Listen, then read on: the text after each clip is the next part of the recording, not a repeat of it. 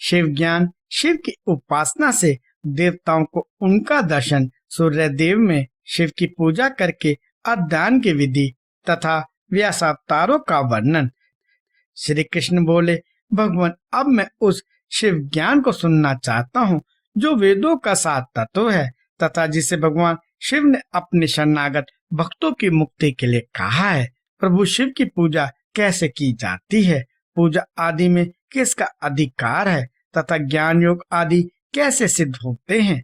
उत्तम व्रत का पालन करने वाले मुनीश्वर ये सब बातें विस्तार पूर्वक बताइए। उपमन्यु ने कहा, भगवान शिव ने जिस वेदों ज्ञान को संक्षिप्त करके कहा है वह शिव ज्ञान है। वह निंदा स्तुति आदि से रहित और श्रवण मात्र से ही अपने प्रति विश्वास उत्पन्न करने वाला है। यह दिव्य ज्ञान गुरु की कृपा से प्राप्त होता है और अनायास मोक्ष देने वाला है। मैं उसे संक्षेप में ही बताऊंगा क्योंकि उसका विस्तार पूर्वक वर्णन कोई कर ही नहीं सकता है। पूर्व काल में महेश्वर शिव सृष्टि की इच्छा करके सत्कार्य कारणों से नियुक्त हो स्वयं ही अव्यक्त से व्यक्त रूप से प्रकट हुए। उस समय ज्ञान स्वरूप भगवान विश्वनाथ ने देवताओं में सबसे प्रथम देवता वेदपति ब्रह्मा जी को उत्पन्न किया।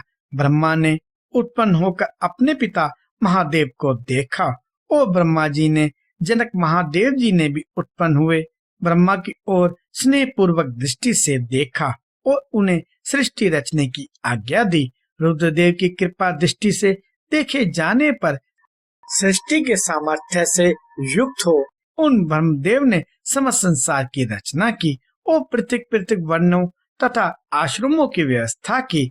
उन्होंने यज्ञ के लिए सोम की सृष्टि की। सोम से धूलोक का प्रादुर्भाव हुआ। फिर पृथ्वी, अग्नि, सूर्य, यज्ञ में विष्णु और शचीपति इंद्र प्रकट हुए।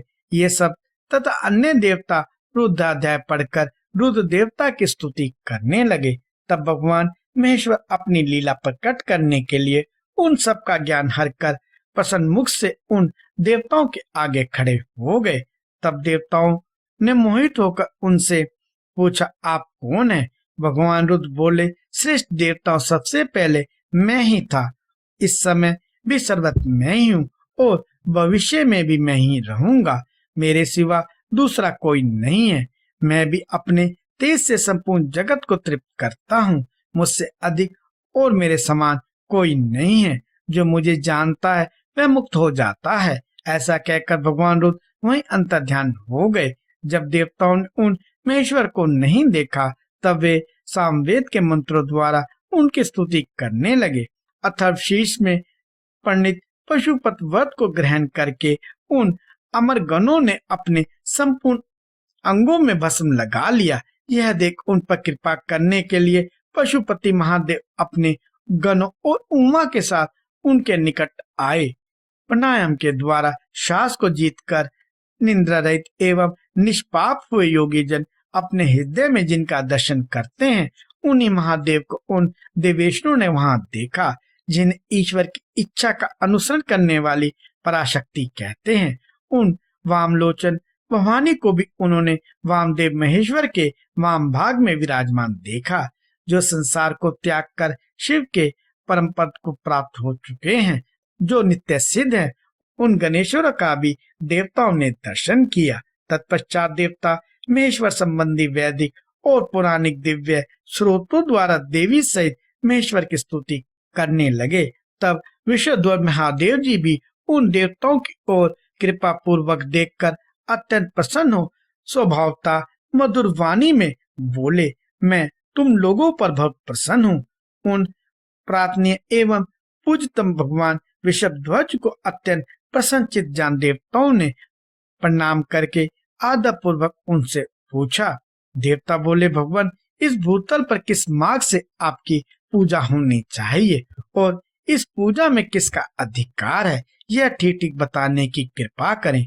तब देवेश्वर शिव ने देवी की ओर मुस्कुराते हुए देखा और अपने परम घोर सूर्यमय स्वरूप को दिखाया। उनका वह स्वरूप संपूर्ण ऐश्वर्य गुणों से संपन्न, सब तेजोमय, सर्वोत्कृष्ट तथा शक्तियों, मूर्तियों, अंगों, ग्रहों और देवताओं से घिरा हुआ था। उसके 8 भुजाएं और 4 मुख थे। उसका आग्र भाग नारी के स्वरूप में था और अद्भुत आकृति वाले आश्चर्यजनक स्वरूप को देखते ही सब देवता यह जान गए कि सूर्य देव, पार्वती देवी, चंद्रमा, आकाश, वायु, तेज, जल, पृथ्वी तथा श्वेत पदार्थ भी शिव के ही स्वरूप है। संपूर्ण चराचर जगत शिव में ही है। परस्पर ऐसा कहकर उन्होंने भगवान सूर्य को अर्घ्य दिया और नमस्कार किया। और देते समय वे इस प्रकार बोले, जिनका वर्ण सिंदूर के समान है और मंडल सुंदर है, जो सुवर्ण के समान कांतिमान आभूषणों से विभूषित है, जिनके नेत्र कमल के समान है, जिनके हाथ में भी कमल है, जो ब्रह्मा, इंद्र और नारायण के भी कारण है, उन भगवान को नमस्कार है। यूं कह उत्तम रत्नों से पूर्ण स्वर्ण, कुमकुम, कुश से युक्त जल सोने के पात्र में लेकर उन देवेश्वर को अर्घ्य दें और कहें, भगवान आप प्रसन्न हो, आप सबके आदि कारण हैं, आप ही रुद्र, विष्णु, ब्रह्मा और सूर्य रूप हैं। गणों सहित आप शांत शिव को नमस्कार है। जो एकाग्रचित्त हो, सूर्य मंडल में शिव का पूजन करके प्रातः काल, मध्य काल और सायंकाल में उनके लिए उत्तम अर्घ्य देता है, प्रणाम करता है और इन स्वर्णासुगत श्लोकों को पढ़ता है, उसके लिए कुछ भी दुर्लभ नहीं है। यदि वह भक्त है तो अवश्य ही मुक्त हो जाता है। इसलिए प्रतिदिन शिव रूपी सूर्य का पूजन करना चाहिए। धर्म, अर्थ, काम और मोक्ष के लिए मन, वाणी तथा क्रिया द्वारा उनकी आराधना करनी चाहिए। तत्पश्चात मंडल में विराजमान महेश्वर देवताओं की ओर देखकर और उन्हें संपूर्ण शास्त्रों में श्रेष्ठ शिव शास्त्र देखकर वहीं अंतर्ध्यान हो गए। उस शास्त्र में शिव पूजा का अधिकार ब्राह्मण, क्षत्रिय और वैश्य को दिया गया है। यह जानकर देवेश्वर शिव को प्रणाम करके देवता जैसे आए थे वैसे चले गए। तदंतर दीर्घ काल के पश्चात जब वह शास्त्र लुप्त हो गया, तब भगवान शंकर के अंग में बैठी हुई महेश्वरी शिवा ने पति देव से विषय में पूछा। तब देवी से प्रेरित हो चंद्रभूषण महादेव ने वेदों का सार निकालकर संपूर्ण आगमों में श्रेष्ठ शास्त्र का उपदेश किया। फिर उन परमेश्वर की आज्ञा से मैंने, गुरुदेव अगस्त ने तथा महर्षि दधीचि भी इस लोक में उस शास्त्र का प्रचार किया। शूलपाणी महादेव स्वयं जो युग युग में भूतल पर अवतार ले अपने आश्रित जनों की मुक्ति के लिए ज्ञान का प्रसार करते हैं।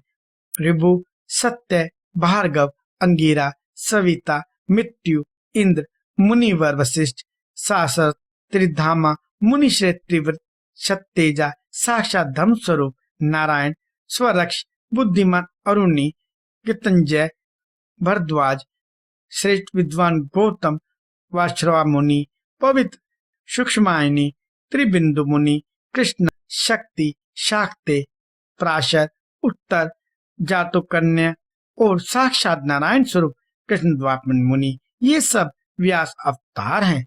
अब क्रमशः कल्प योगेश्वरों का वर्णन सुनो। लिंग पुराण में द्वापर के अंत में होने वाले उत्तम व्रतधारी व्यास अवतार तथा योगाचार अवतारों का वर्णन है।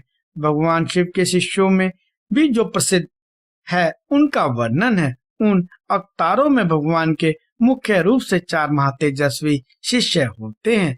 फिर उनके सैकड़ों हजारों शिष्य प्रशिष्य हो जाते हैं। लोक में अनेक उपदेशों के अनुसार भगवान शिव की आज्ञा पालन करने आदि के द्वारा भक्ति से अत्यंत भावित हो भाग्यवान पुरुष मुक्त हो जाते हैं।